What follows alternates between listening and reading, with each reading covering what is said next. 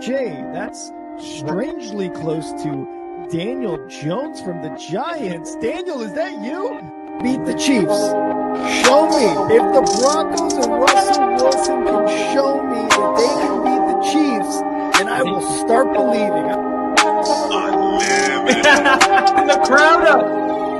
And so are this defense, and Kansas City won't snap the ball again. The Denver Broncos have beaten the Kansas City Chiefs. Dave Montgomery on the Lions, former Bear, gonna make this his revenge game for sure. David Montgomery gets the touchdown that ices the game. No! And there's a flag. There's flag. There's flag. There's flag. There's flag. Snap. Hold. Kick. Denver wins! Denver wins! Let's go! They open. No! What happened? Oh, shit.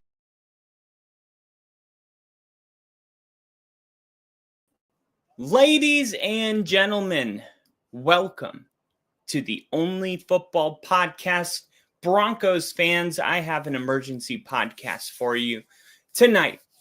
And hold on to your hats and your butts, because just days before the 53-man roster is finalized, and I've been working on the 53-man roster all day, and I'm looking at Devaughn Vele, and I'm like, a trade possible, but him getting cut was also not cut, but I'm looking at the practice squad and I'm like, man, I don't see where he fit in like he fit in last year, because we brought in guys that have made an impact right away, like Trent Sherfield, and Troy Franklin took that next step from his rookie year, and he was looking really good. And then, of course, you draft Pat Bryant in the draft this year. So you're trying to figure out, where this puzzle piece fits, and boom, we get trade news that the Denver Broncos have sent Vele to the Saints. Now, this actually, I want to make sure that this podcast is retweeted on my Twitter account. So give me 1 second to do that. Let me open up YouTube. And here it is. And let me see. Share. Copy link. X. What's happening? Join me tonight as I discuss the Broncos' latest trade. Control V, got the link, and of course we gotta throw in a hashtag Broncos country, like always, and post. All right, so the Broncos have traded Devaughn Vele to the Saints. Now, the Broncos drafted Devaughn Vele last year with their 7th round pick, and he was awesome in training camp. And he was one of those guys where every year in training camp, there's one guy that just stands out. Like, hey, who is that guy? Oh, okay, that's Devaughn Vele. Next practice, hey, is that? And then a couple weeks later, you're like telling other people, yeah, that's Devaughn Vele. He has made it so the Broncos cannot cut him. Now, when you have a 53-man roster and you have, it depends. Like, there are some teams that don't have a ton of talent. And the blessing and the curse that comes with having a loaded roster is that the players that you ultimately end up cutting, you're not getting back. You're going to put them on your practice squad, and somebody's going to pick them up immediately because they're really good players. And Denver has found themselves in that situation this year. Last year, Denver was a lot more talented than people thought. So trying to get a 7th round draft pick onto the 53-man roster is not an easy thing to do. We got Daniel Barry Sports Highlights in the chat. Happy Wednesday, everyone. What's up, Daniel Barry? But yeah, it's like, look, last year, Devaughn Vele made it so the Broncos couldn't cut him. And when I mean cut him, I mean put him on the practice roster. Like, he made so many remarkable plays in camp, and then he did it in the preseason, and it got to a point where it was like, we have to keep this guy on the active roster.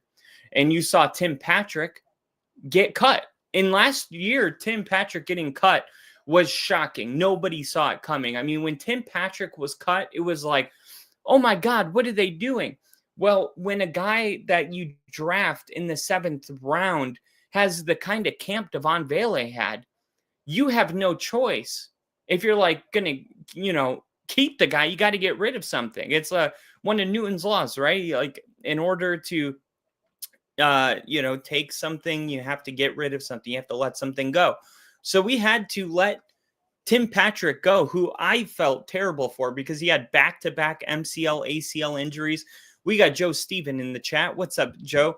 We had Tim Patrick went on this long journey just to get healthy, just for us to cut him right before he got healthy. Now, the Lions picked him up, and he got to go at least to a winning team.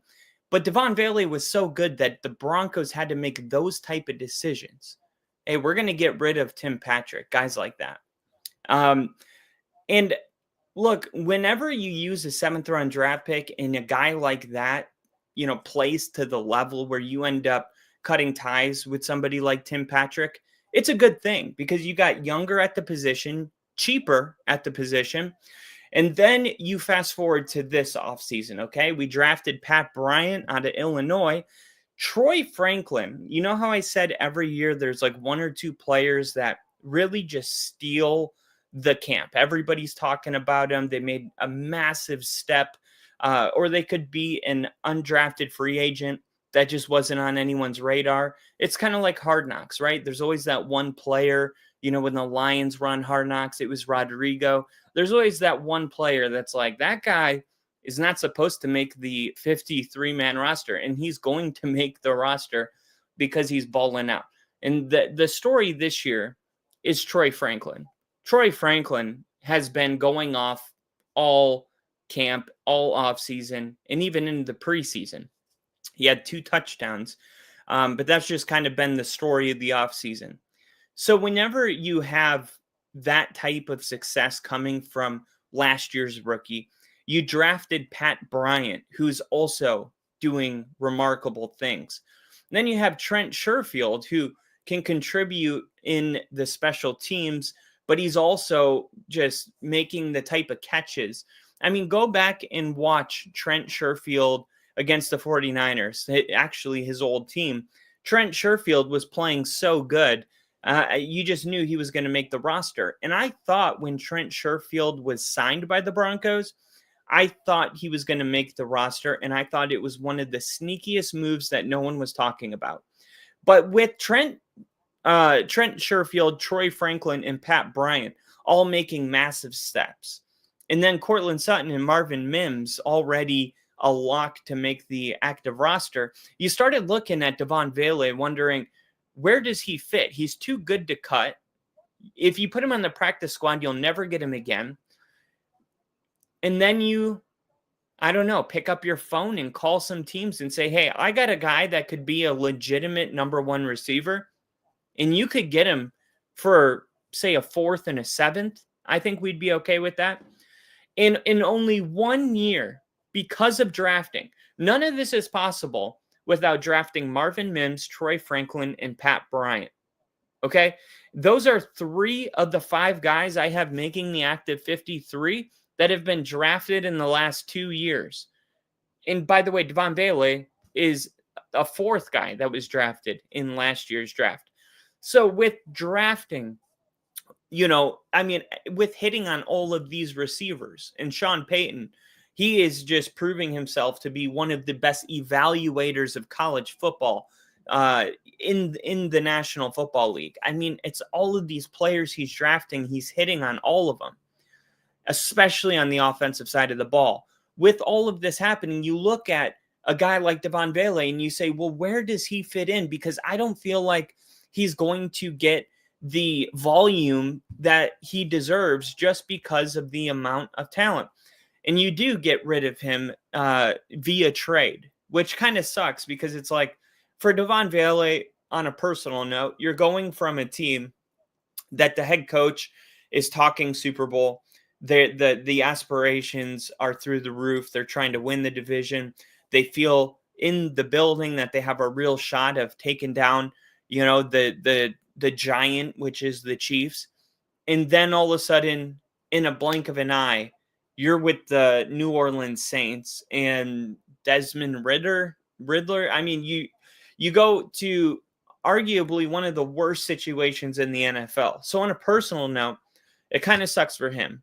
The good news is he's probably going to get paid based on the 4th and the 7th round pick that they gave. But for George Payton, this is great, man. This is what being a great GM is all about. You take a 7th round pick. You could go down the list of teams this year that their 7th round picks aren't even going to make the 53-man roster. It's fairly common. You turned a 7th round pick into a 7th and a 4th next year. And you did that in 1 year because of not only their ability to draft talent, but the most underrated part is their ability to develop the talent. And where they were able to take Devaughn Vele from a 7th round draft pick to today, where he was worth a 4th and a 7th to the New Orleans Saints, is not just developing, not just identifying, but also coaching. And they did all of it exceptionally well. And that's why next year they're going to have I believe the Saints are going to have a losing record, right? So we're looking at a high or a low 4th, which, could be, if they're the worst team in the NFL, it could be like the 33rd pick in the 3rd round. I mean, this is remarkable. So for the Denver Broncos, are they losing a talented wide receiver? Yes. Is this something to be concerned about? Absolutely not. Pat Bryant has already looked in the preseason like he's going to be able to take the reps that Devaughn Vele was getting. Trent Sherfield looks amazing as well. You just paid Courtland Sutton, so you're going to give him, at least the biggest chunk of the pie when it comes to targets. Marvin Mims made a massive jump. And like I said, Troy Franklin has been the story of the offseason for the Denver Broncos.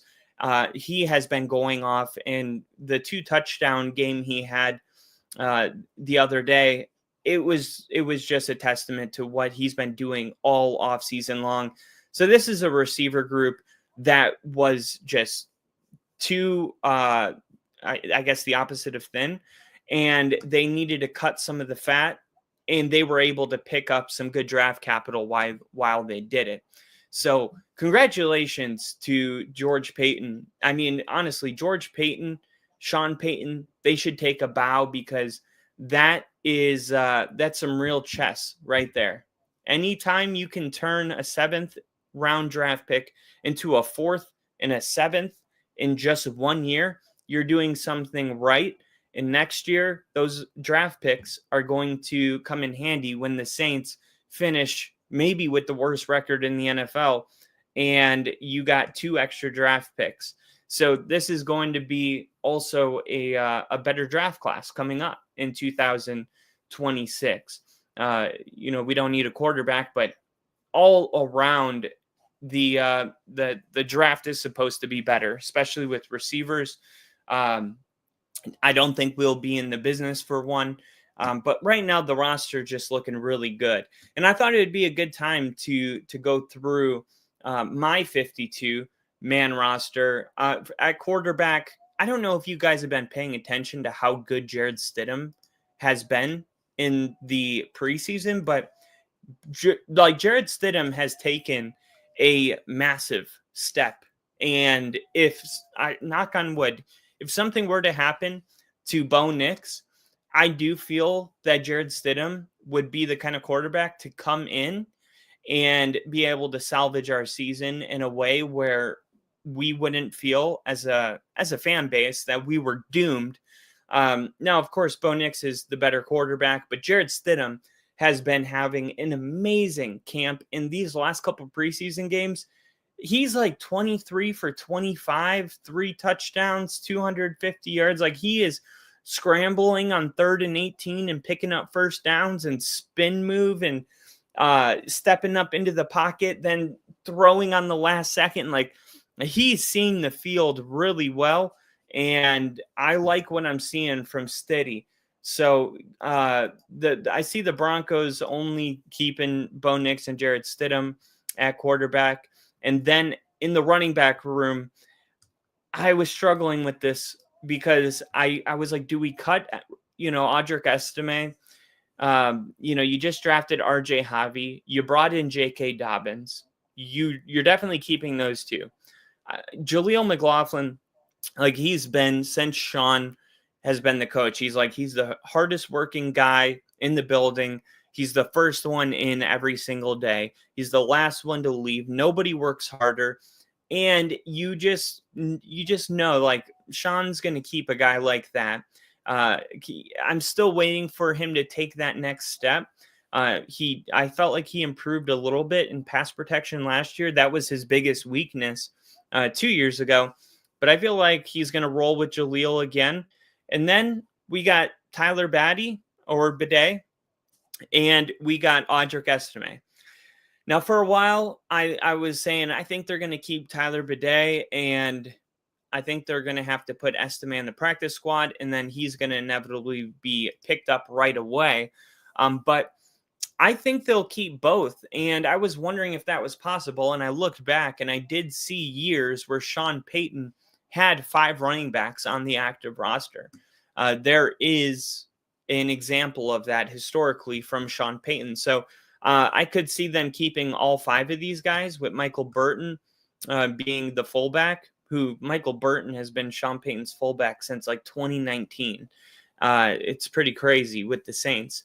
On the O-line, I got them going with 9. Mike McGlinchey, Ben Powers, Alex Forsyth, Luke Wattenberg, Quinn Martinez, Garrett Bowles, Luke Wattenberg, Frank Crum, and Matt Piart. Wide receiver, Cortland Sutton, Marvin Mims, Pat Bryant, Troy Franklin, and I do have them keeping Trent Sherfield. At tight end, Adam Trotman, Evan Ingram, of course, Lucas Kroll, and Caleb Lohner. Caleb Lohner is an interesting one. A lot of people say, like, he's not good enough yet to be on the active roster. I don't know if he would get picked up. He's a guy that played basketball, 6'7", big frame, kind of new to football, hasn't really caught up mentally to where I could see, like, even if you've been playing football your whole life, if you went to a college that had a very simplistic offense, I could see you struggling with Sean Payton, let alone a guy that, played at a college where he was focused on basketball and then just kind of shifted to football towards the end. And it was Utah, it's not like it was Alabama or anything. So I don't know. I could see him being on the practice squad. I could also see Sean Payton keeping him. He's kind of an unknown. On the D-line, Zach Allen, John Franklin Myers, Savion Jones, DJ Moore, and Malcolm Roach. Cornerback, we got Patrick Surtain, Riley Moss, Jahdae Barron, Jaquan McMillan, Chris Abrams, Drains. Now, what makes our cornerback room the best in football by far is not just that we have Patrick Surtain. I mean, we all know how great Surtain is. But what it really is the versatility of these guys. Like, remember, Jahdae Barron, he was playing the nickel, and then he moved to the outside, and then he won the award for best corner in the nation. So one of the things that they loved about Jahdae Barron was his versatility, because a lot of times you will have to keep more than 5 corners because you might have one corner that can only play nickel, or he can only play on the outside. Now you put yourself in a position where you've been drafting and acquiring versatile corners where if somebody goes down in the nickel, you can move Jahdae Barron to the nickel and you can put, Riley Moss on the outside and vice versa. So you have a lot of flexibility. And in turn, you don't need to keep as many corners because there's no corner here that really plays, one specific type of DB. There's a lot of flexibility there. On the edge, you got Q Robinson, he's already got an interception. Q Robinson, as soon as he was drafted, he was going to make the active roster. Out of Alabama, go look at Q Robinson out of Alabama. That was a nice pickup from the Denver Broncos. Jonathan Cooper, Nick Bonito, Jonah Ellis. On the defensive side of the ball, Jonah Ellis has been that other guy. Now we got Embrace the Struggle. What's up, E-Dub? He said, Eagles host Broncos week 5, I do believe. Yes, they do. We got the Colts. We got the Titans. Then we got, I think it's the Chargers. And then the Eagles. Was the Eagles week 4? Broncos schedule is either week 4 or week 5. Oh, no, it's the Bengals, then the Chargers. Yeah. So Titans, Colts, Chargers, Bengals on Monday night, then the Eagles. Hey, that's a tough 3-game stretch. Chargers, Bengals, Eagles. It's going to be tough, but luckily we got, 2 easier games to start the season with because that's no joke, those 3 teams. So, yeah, Nick Bonito today, he was actually, I guess, Sean Payton, he, for press availability, he tells what players to go talk to the press. And usually when you have a player that's in the middle of a contract negotiation, the coach wouldn't select that player to go talk to the podium or to go up to the podium to talk to us. But in this case, Sean did, which it tells you everything you really need to know about the mindset of Nick Bonito. And Nick Bonito went up there, man, and he said probably the coolest thing I've ever heard. I've always kind of said the same thing when it comes to players that are seeking a new contract. It's like, look, if I sign you on a 4-year contract, okay, and let's say it's a 4-year, $60 million contract, and you are in your 3rd year, your 3rd year is coming to an end, and now we're going into your final year of your contract, and you decide you're going to hold out and not play because you want a new contract, homie, I signed you to a 4-year deal. You got to play 4 years. That's what a contract is. Like, there's players all the time that are holding out that are under contract. And I'm like, but they're under contract. You already signed. Why did you sign a contract saying that you agreed to play for this amount of time, for this amount of money, if you weren't going to honor your side of it? And you were going to say at the 4th year, no, actually, it's a 3-year deal because I want a new contract.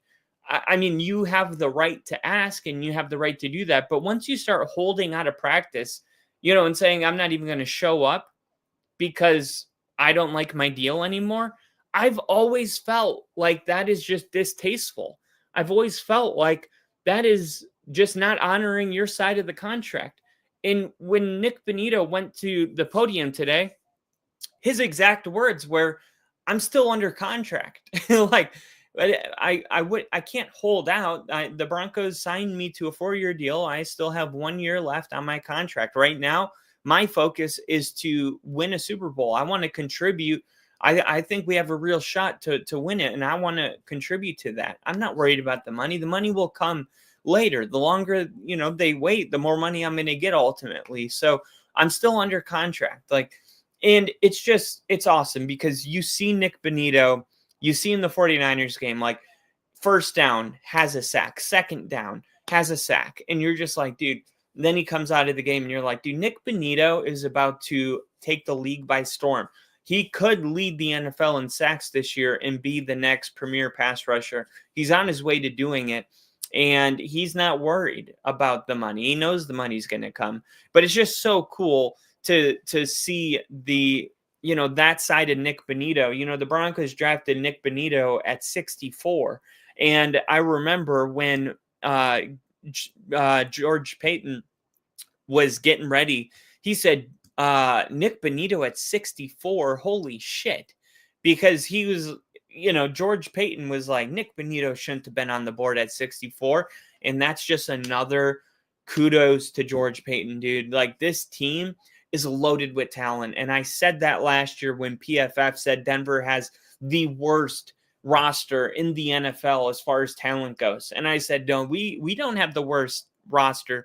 We just have a lot of guys that you don't know. I mean, we went into week 1 and there was PFF doing their, weekly show. And she said, Tyler Lockett's going against a white corner. That's my analysis. Tyler Lockett's going against a white corner. That's pretty much my analysis. Like, they were laughing at the Broncos. Like, not only do they have the worst roster in the NFL, they're also starting white corners. Like, no one took us seriously. Bo Nix was supposed to be a second-round draft pick with a bad arm, and it was an overreach because he was the last one available. And this thing has been so much more intentional than that. Like, Sean had his laser locked on to Bo Nix, saying, this is our franchise quarterback. This is the guy I want. Then you get guys like Nick Bonito take that next step, and it's November, and Nick Bonito's a candidate for Defensive Player of the Year. Patrick Surtain's leading in Defensive Player of the Year votes, ultimately went on to win it. Zach Allen is leading the NFL in pressures. People didn't even know who Zach Allen and Nick Bonito were before the season started. And these are all guys that the Broncos have organically grown inside of the lab, with the exception being Zach Allen, who Vance Joseph came from Arizona, in credit to Sean Payton for listening when Vance Joseph said, hey, there's a guy in Arizona that we want. His name's Zach Allen. All right, bring him over. I trust you. That is what we've done. We have just continued. Marvin Mims took a massive jump in the middle of last season. Marvin Mims was not a household name. And now he's been to back-to-back Pro Bowls, the first rookie to win first-team All-Pro his first 2 seasons as a punt returner. Marvin Mims broke out as a wide receiver as well. Cortland Sutton had a career year. And then Troy Franklin is going to make a massive step this year. I'm telling you, draft Troy Franklin in your fantasy football leagues. Draft him. Things are going to be going his way often. People are going to focus on Cortland Sutton. Marvin Mims and Pat Bryant are going to be very, very involved. And then bringing in Evan Ingram. Like, we didn't even have a tight end. All of our tight ends combined last year, they combined for less than like 400 yards receiving combined. So this is our first time having a real tight end. And we got a taste of it against the 49ers when they threw a 55-yard reception to Evan Ingram running down the sideline. Nobody could catch him. It's like, oh my gosh. I mean, we schemed that play. It was going to Evan Ingram the whole time. It was always going to Evan Ingram. And now Sean Payton, as a play caller, can actually get tight ends involved in the game plan. That is a luxury Bo Nix didn't have. And how much do you hear about a tight end being a rookie quarterback security blanket? Well, it was freezing last year, and Bo Nix had no blankie. It was either roll out of the pocket and make something happen, or throw the ball up to Marvin Mims or Cortland Sutton. And you see the kind of year Bo Nix was able to have in those conditions. And now you bring in these legitimate tight ends. Look, I look at this roster, and there's 2 things. One, we're not going to be able to keep this roster. That's just the hard truth.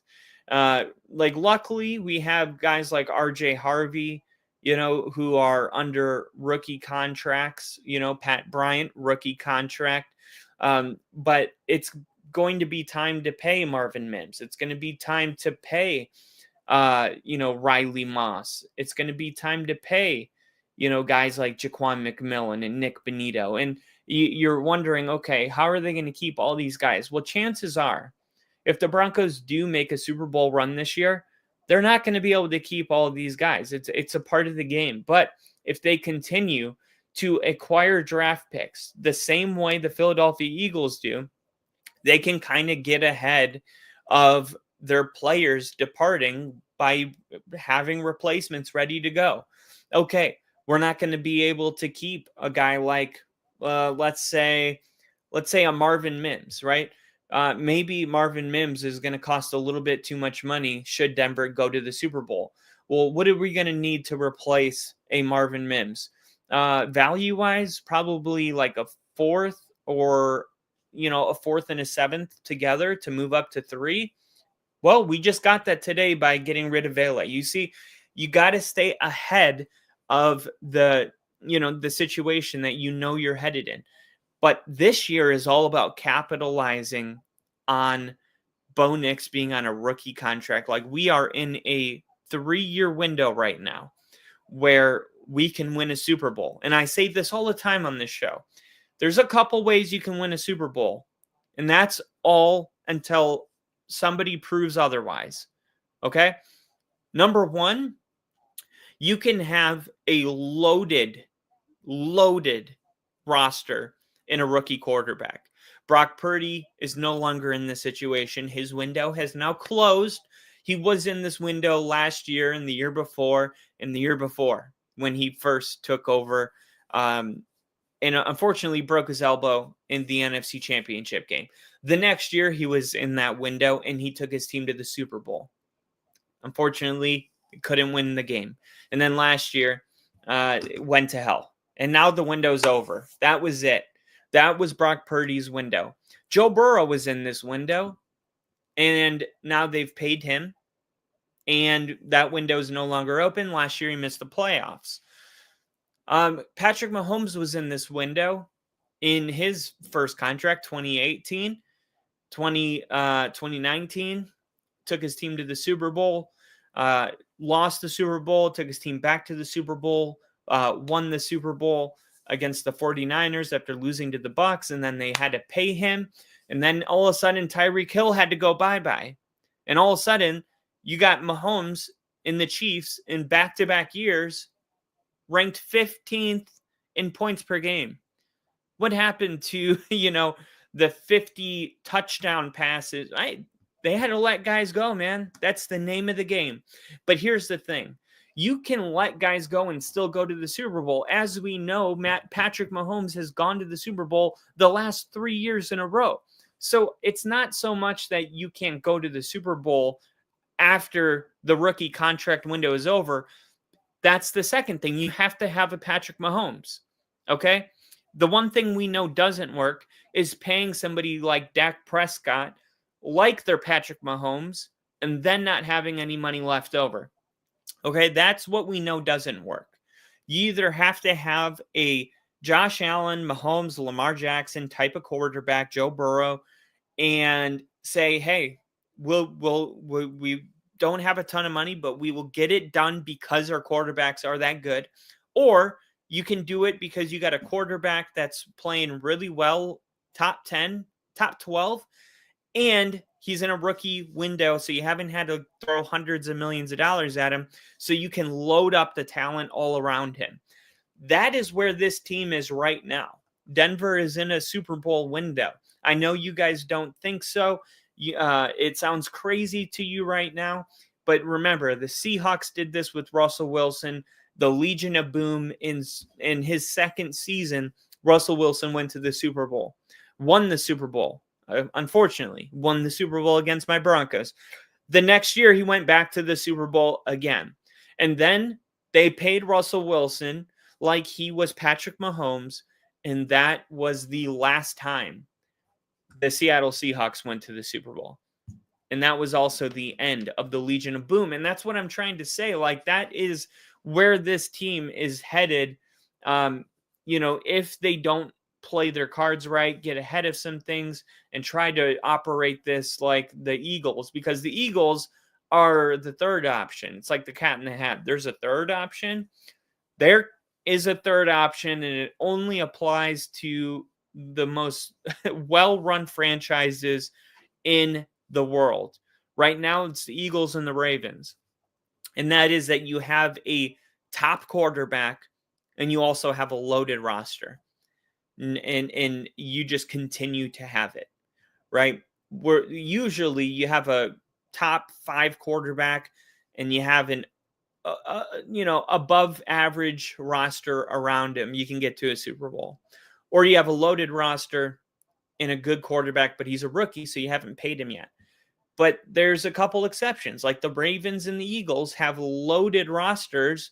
I mean, they are loaded with talent, yet their quarterbacks are also getting paid hundreds of millions of dollars. So it can be done. But can the Broncos be one of those teams? Well, the more deals that get done, like Vele, the more confident I feel that the Broncos can be one of those teams. That is the truth. So I'm excited to see where this team's headed at. I'm excited to see, what they turn that 4th round pick. It should be a good pick. The Saints aren't predicted to be good this year, so should be a good pick. There was a couple more things I wanted to go over while I have you guys here.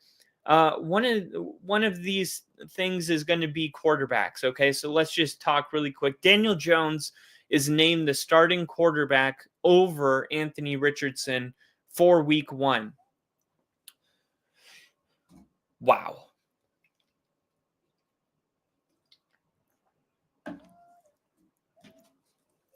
Guys, the Colts quarterback battle has produced a winner, and his name is Danny Dimes.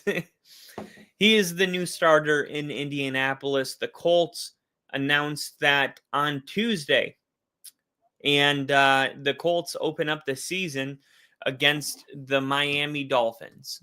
And I got to say, if you're a Colts fan, there's no way that you're feeling like super great about this, right? There's no way. Real quick, we'll get back to that. We got another trade. The Jets acquire a veteran defensive tackle, Harrison Phillips, in late round pick swap with the Vikings. All right, we're going to get a lot of trades because the 52-man rosters are finalizing. And before teams throw a player on the practice squad where they'll get acquired and you'll get nothing for them, they're desperately trying to get a deal done. They want to get something for this player. It's kind of a cat and mouse game because if somebody calls me trying to get rid of a player, I'll probably just wait. I'm assuming they're going to get rid of him anyway, right? So, it's a little bit of cat and mouse. Yeah, it's tough, but it can be done, and it's going to be done. Here's another one. The trade is the second made by the Jets involving a defensive tackle on Wednesday because earlier Jawan Briggs was, dealed with the Cleveland Browns. Harrison Phillips, a product of Stanford, he has been in the interior for Minnesota from 2022 to 2024. He arrived to the Vikings via a 3-year deal worth $19 million in 2022 after spending his first 4 seasons with the Buffalo Bills. Phillips has been a steady presence throughout his career, appearing in double-digit games in all but one of his 7 NFL seasons and tallying 50-plus tackles in each of his last 4 campaigns. So double-digit games in all but one of his 7 NFL seasons. So he is showing himself to be reliable, dependable. And remember, this is a defensive coach that comes from Detroit. Somebody from Detroit is going to be game planning the Vikings, the Packers, and the Bears very well, right? This is a defensive tackle that came from the Minnesota Vikings. This was probably somebody that the New York Jets head coach had been looking at very frequently, saying, hey, this guy is way better than people think. This guy is actually a force to be reckoned with. And it makes sense. It makes sense that the Jets' new head coach who comes from, a division rival with the Minnesota Vikings, got this deal done. 1 second.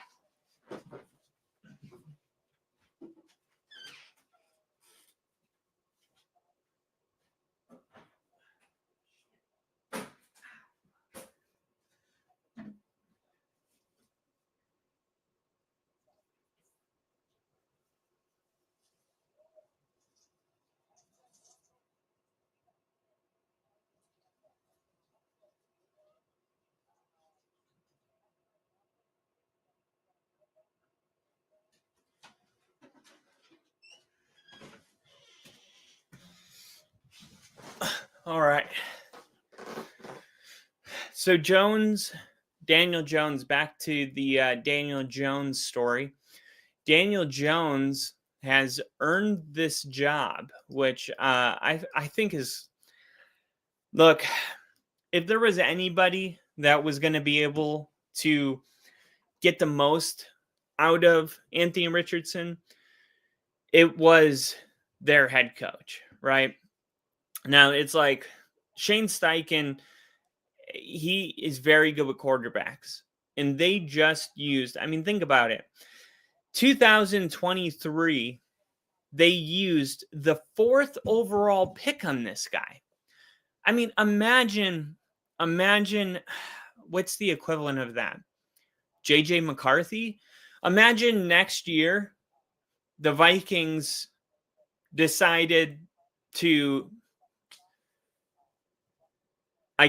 bench JJ McCarthy and move on at quarterback. That would be crazy. And you might say, no, because he missed the whole season with injury. So did Anthony Richardson. He missed his whole rookie year with injury.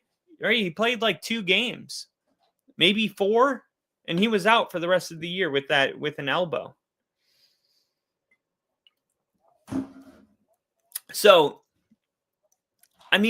as a franchise, you don't want to waste a 4th overall pick, all right? And that's kind of what it feels like. You spent a 4th overall pick on a guy that's not even starting. Think of how bad it has to be for them to decide to go with Daniel Jones, right?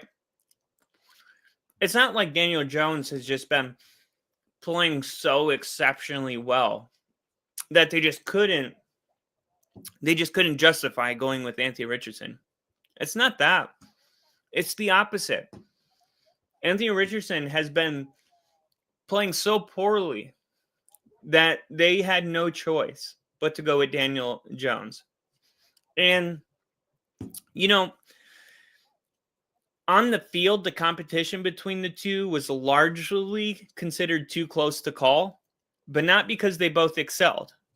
Like I said, Jones nor Richardson was able to separate themselves from the other with his practice performance, while Jones and Richardson each improved from the first week of the preseason to the second. So it seems like Steichen ultimately was swayed towards selecting Jones because of how the veteran, presence helps the team offensively. But this is officially like Anthony Richardson bust, officially. And that is sad, because the 4th overall pick being a bust that quick, that's tough. That is tough. But that's the name of the game, man. It's not like before where you had 3-4 years. You got 2 years really, and they're moving on. Like if the Bears struggle this year with Caleb Williams, depends how bad he's struggling, but that would be the equivalent of the Bears moving on after this year. That's how quick it can happen. The Vikings are exploring a trade for a veteran receiver. Minnesota is seriously exploring veteran receivers in the trade market, per Tom Pelissero. Wednesday morning, nothing is imminent, but the Vikings are actively searching. Justin Jefferson has a hamstring, but he's on track to play week 1. But Jordan Addison is suspended for the first 3 games. So Rondale Moore out for the season and Jalen Nailor's week to week with a hand injury. One question is, what sort of veteran are they looking to bring in? Because we know that there's a contract issue with Terry McLaurin, and it seems far-fetched that Minnesota would pay another big money receiver, even if the Commanders were willing to do the deal. But you also got a guy like Tyreek Hill who can be, have his name tossed around in these instances with the way things have been going in Miami.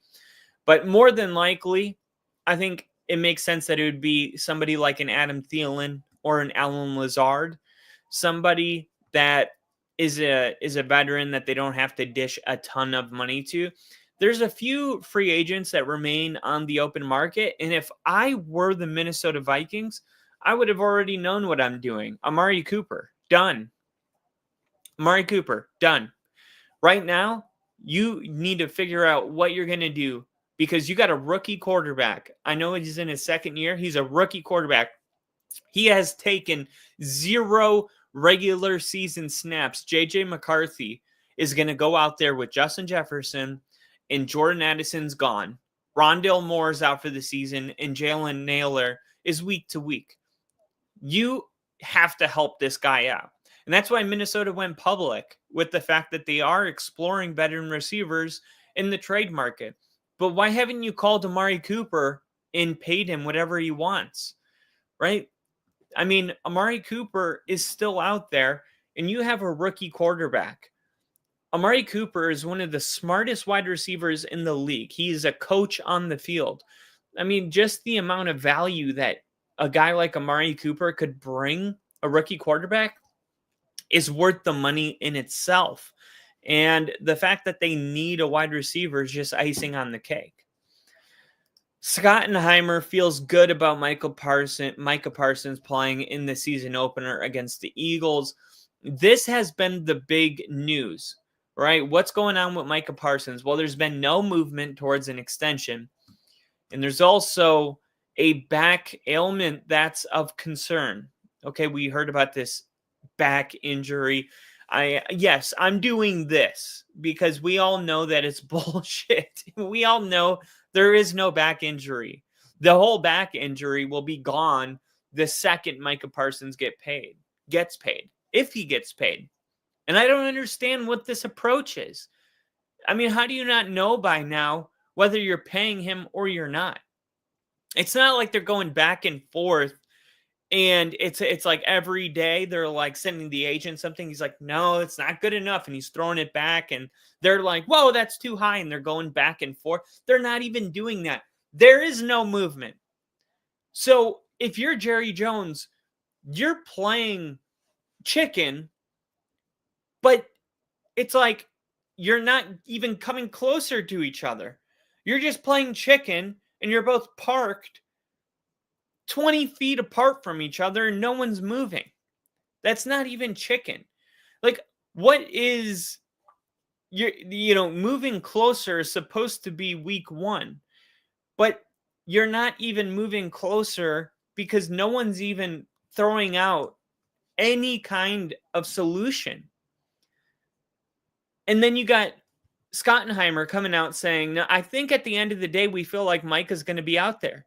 When we line up against Philadelphia here in 15 days or whatever it is. So no. Schottenheimer, I feel good that Micah's going to be out there against the Eagles. Why? Why do you feel good about that? Tell me. Tell all of us, especially Cowboy fans, you owe it to them. They're wondering what's going on. I mean, Mike, you got Jerry Jones arriving for training camp in California, in Oxnard, California. I stayed at that hotel. They go there every year. And they're booing Jerry Jones, chanting, pay Micah, pay Micah. The fans deserve an explanation as to why you, Schottenheimer, feel that you're not worried at all. Because everyone else that reps the Dallas Cowboys is very concerned that Micah Parsons who's only 26 years old, is not going to play under the $24 million option base salary. Now, remind you, he is in the final year of his rookie contract. So is Nick Bonito. And I said it earlier, Nick Bonito said today, because Sean Payton took a guy that usually, if you're under contract negotiations, you don't put him at the podium. Sean took him, put him at the podium, and said, watch this. This is how I draft. Look at the personality of the players I pick. He just flexed on everybody, and no one has any idea. When Nick Bonito went on to the podium and said, I'm still under contract. How am I going to not show up when I got a year left on my contract? My goal is to win a Super Bowl. The contract comes when it comes. I'm under contract. So are you, Micah. You're under contract. I get trying to use a holdout as a negotiation tactic, but where does a holdout negotiation tactic turn into you're just not even fulfilling your duty, right? This isn't about leverage. You're saying that if we don't give you what you want, that you're not going to fulfill your last year of the contract. You signed that 4-year deal saying, I'm going to play for 4 years for this amount of money. And now, like, I get the holdout for a little bit, as part of I get it. It's part of it. It's part of telling them that you're serious. And look, I'm missing important reps with these new players that you brought in. That's what it's about. It's all about, these are valuable reps that we all need to get in the same. You don't have your leader out on the field, and you got a whole new defense with a whole new head coach. That's the leverage. But once you get to, I'm not going to play, that's not even leverage anymore. That's just bailing out. We got embrace the struggle, or I'm sorry, crafty. Kyle got a new pad. No, this is the same pad. It is a different camera angle. I made the room bigger by utilizing 2 walls instead of 1. But yeah, man, I mean, Schottenheimer coming out saying, hey, I'm not worried about it because Micah's going to be prepared and I feel that he is going to play, so I'm not worried at all. I would be interested in as to why he has that positive view in his first season as the Cowboys head coach, that it's going to kick off with Parsons suited up and good to go. Because no one else believes that at this particular moment in time, as Stephen A. Smith would say. So we got Daniel Jones starting over Anthony Richardson. And we got 40-year-old Joe Flacco starting over Shedeur Sanders and Dylan Gabriel. This is probably the most surprising, is that Joe Flacco is going to be the starter.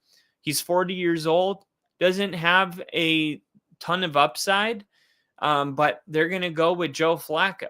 I found that really interesting. All right. But I think that it's just temporarily, like a guy like Joe Flacco is going to get hurt. I'm sorry to say it. Maybe not like a serious injury, but he's going to have a sore back. Mark my words. It's going to be like week 3, and he's going to like have a sprained ankle. He's going to have a sprained ankle. And by Thursday, they're going to name Shedeur Sanders the starting quarterback. And that's going to be his opportunity. And he's going to go out there. There's going to be some ups. There's going to be some downs. But there's going to be some ups. And at the end of the day, the Browns are going to kick a last-second field goal. And Shedeur Sanders is going to act like he had the perfect day. It's going to be like a 17-14 win. No, I'm going to say it's uglier than that. I'm going to go 16-19.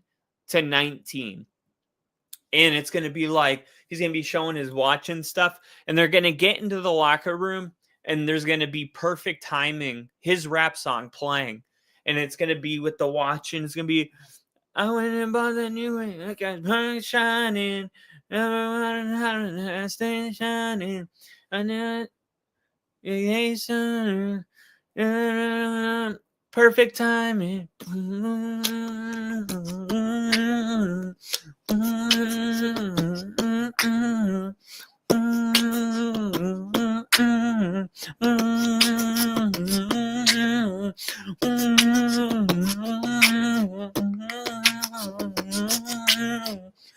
Okay, but seriously, I think that's how it's going to go down. And Shedeur Sanders is going to win one more week of being the starting quarterback. And then we'll go from there and see what happens. Crafty said, I get starting a veteran to mentor a young rookie. The real issue is that the Browns somehow ended up with 2 rookies to mentor. Yeah, they basically were just like, hey, we have no choice. Shedeur Sanders is on the board at 5. Let's just pick him up. And I actually like the move because let's say Shedeur Sanders and Gabriel Davis both have an opportunity to go out and start. You could get some serious draft capital for Shedeur Sanders. I mean, imagine like Shedeur Sanders does, let's say he does really well. Like, let's say he goes out and he wins 70% of his games and takes them to the playoffs, right? And they have 2 first-round draft picks next year. And let's say they use those 2 firsts to move up to number 1. But let's use one more example. Let's say Shedeur Sanders goes out and he balls out. He has like 3,500 passing yards, but unfortunately the Browns lost most of their games. But Shedeur Sanders, one thing's for sure, he belongs in the NFL and he should be a starting quarterback somewhere. We know that for sure. And the Browns have a high draft pick. They use their 2 firsts to go up to number 1, and then they draft Arch Manning. Okay, let's say that happens. Well, now Shedeur Sanders is on the trading block. And depending on how he plays this year, he's only improving the draft pick that the Browns are going to get back for him. So they might have looked at it like, look, we're going to use a 5th on this guy, and we're going to get a 1st or a 2nd back for him. Even if we get a 3rd back for him, we're turning a 5th into a 3rd. I think that's all it is just like, let's just pick him up and see if we can flip this draft pick. Why not? We have no other options this year. We don't know who our quarterback's going to be. So why not? So I get it. I really do. It's all upside. Did Kyle forget he's hosting a live stream? It does happen. Browns currently have more QBs than I have pairs of socks. I have a lot of socks, but pairs are tough. Pairs are tough. So the Browns could end up drafting 3 QBs in the span of 2 years. They could pull a, well, I guess it's a little different, but remember Kyler Murray was drafted. And the year before, Josh Rosen was drafted with like the 2nd or 3rd overall pick. And then they drafted Kyler Murray with the 1st overall pick the next year. That sucks. All right. The NFL season's, it's heating up. It's heating up. It's about to be here. I mean, we got, geez, guys. What do we got? Does the NFL season kick off September 4th?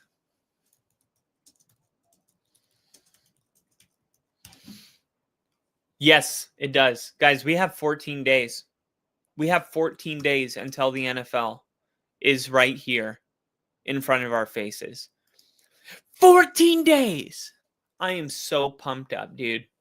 I am so pumped up. But I say that to tell you that I'm going to be going live a lot more often. So the off season is over. I'm going to be going live a lot. We got a channel to grow. We got a channel to grow. If you guys are watching this for the first time, hit the thumbs up button. Go back, rewind it. I talked about the trade. If you're a Broncos fan, by the way, today I watched John Elway's retirement speech for the first time in my life. I don't know why I never watched it. It was amazing. He opens it up talking about how the night before he got his car towed outside of the Rockies game. And he ended up having to, at 11 o'clock, walk to where it was towed because it was like 3 blocks. He's like, I hope I don't run into anybody. And there was a prom night. So like 3 limos of teenage kids were like, John Elway. And he's like walking, trying to cover his face at 11:30 p.m., going to pick up his car that's towed. The guy was like, I knew it was somebody with money because it's a brand new car, but I didn't know it was you, or I wouldn't have done it. And it made me think, like, if I'm ever going to illegally park, I should just leave a note that says, don't tow me. This is John Elway. Like, oh, man. E-Dub said, I've seen it. His speech was marvelous. And yeah, that story was crazy, no doubt. Zach Wilson. Will he end up starting for the Finns? Oh, yeah. Oh, yeah. Absolutely. Look, Tua getting injured is like snow in Wisconsin. It's not if it's going to happen, it's when. I hate to say that about a human being because it sounds very just unsensitive, but it's the reality. For whatever reason, that guy has struggled so hard to stay healthy. So yeah, Zach Wilson, I'm actually excited to see how he looks. Remember, quarterbacks look different when Sean McVay and Sean Payton. As long as your first name starts with Sean, your quarterback's going to look better. Because remember, everything that's happened with Sam Darnold started with Sean McVay. Sean McVay, or I'm sorry, was it Sean McVay or was it Kyle Shanahan? I think it was Kyle Shanahan. Whoever it was got his hands on Sam Darnold. I think it was Kyle Shanahan. Kyle Shanahan got his hands on Sam Darnold. Then he went over to Minnesota with McVay, or what's his name over there? Kevin O'Connell. And he's another great offensive coach. Now we're going to see how he does with the defensive coach in Seattle. But Zach Wilson got a lot better in Denver. I'll just leave it right there. I'm not going to say he got like, oh my God, better, but he got better. And you know who the best backup? I really believe this right now. I believe the best backup in the NFL right now is Jarrett Stidham. Guys, go watch just on YouTube. Just look up Broncos 49ers highlights and then look up Broncos Cardinals highlights. Just watch Jarrett Stidham the last 2 preseason games. The highlights are like 10-minute videos. Just really look at Jarrett Stidham like you've never seen him before. Just pretend it's your first time seeing Jarrett Stidham. Bo Nix and Sean Payton have made Jarrett Stidham a much better quarterback. And like, I honestly believe, I hope nothing happens to Bo. Gosh, I really, really, really, really, really hope that is not a thing. But should anything happen, I believe it would be like a Jimmy Garoppolo story where he would come in and then he would be a starting quarterback for another team next year. That's how good Jarrett Stidham looks right now. Derek Carr has retired. Sean Garcia, breaking news right now for us here on the Only Football Podcast. Derek Carr has decided to call it a career, and he will retire as a New Orleans Saint after spending a couple disappointing years with the franchise. The retired star turned down $30 million, then found a different career. Derek Carr retiring from football, but he is returning to football in a new role. Derek Carr will be a studio analyst for YouTube's broadcast of the Chiefs vs. Chargers game in Brazil on September 5th.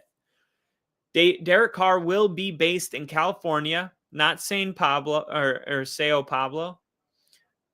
I don't know if I'm saying that right. Excuse my ignorance. Where the game is going to be played. He will be joined by former Saints safety Tyrann Mathieu, Rich Eisen, a.k.a. my father, he doesn't know it, will be on play-by-play with Kurt Warner in an analyst role. Derek Carr retired from the NFL in May because of a shoulder injury. I guess it's not breaking news. That was 3 months ago. But the news came as a surprise. I forgot about it, to be honest. I thought you just broke news here. Clearly, he did not want to sit out the season and go through a terrible rehab process because he had the shoulder injury. And now I remember now. He had the shoulder injury, and it turned into a whole thing after that, and he just decided to retire. I guess the news that broke 22 minutes ago, it is not that Derek Carr retired. It's that he's going to be a studio analyst for YouTube's broadcast of the Chiefs vs. Chargers game, which is news. So Crafty said Carr is riddled with injuries in the past 2-3 years. Yeah, once you get older, it's a shame too, because last year, Derek Carr was like, that offseason, he went back to doing all the things he did when he was younger. He was like deadlifting and squatting. He was lifting heavy. He was like, this is all the stuff I was doing in college. He got his body back. He was feeling better than ever. And then he came out and he was slinging it.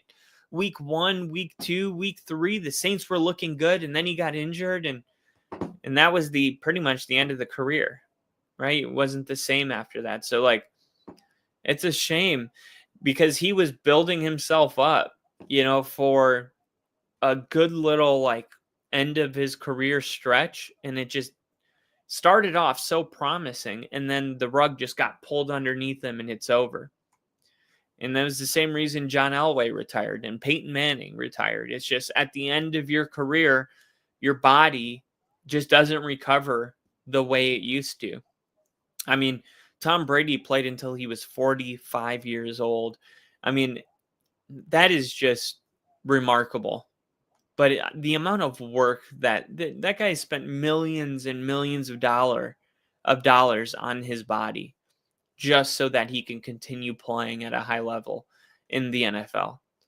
And it's not like when he retired, there were, 3-win football team. He took his team to the playoffs. Yeah, they got blown out by the Dallas Cowboys. But look, in a couple more years, no one will even remember that. Besides Cowboy fans, of course, because that's the best thing that's happened to them in the last 30 years.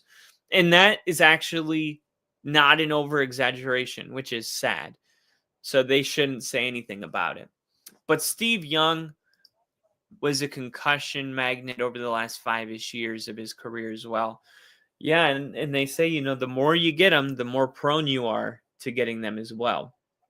But I'm going to be coming live on here a lot more because the NFL season is kicking off almost every single day. You should see me on here every single day. So if you guys are into that, come join me. Get in here. Say what's up. Let me know what you're thinking. There's going to be a lot of NFL news breaking, starting out with the 53-man rosters that need to be finalized. And keep in mind that there's an international waiver or what do you call it?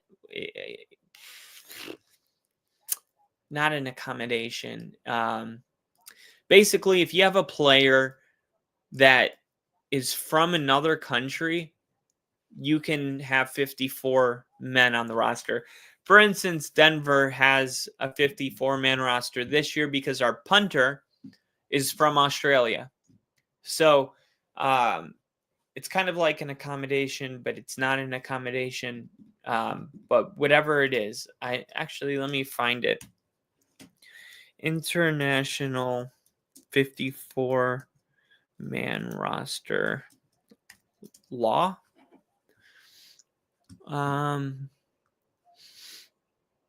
International, here it is. The international spot is about your right to work in the U.S. No, that's not it. Here it is. NFL announces international player pathway program. Okay. Presents a group of incredibly athletes and players in training camp, 32 teams.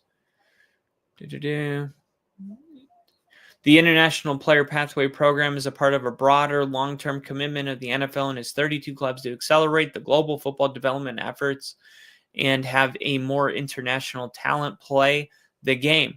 The NFL has a strategic focus on engaging and enabling athletes of all ages to find, play, and thrive in the sport. The rules. Dang. I guess it's like a waiver.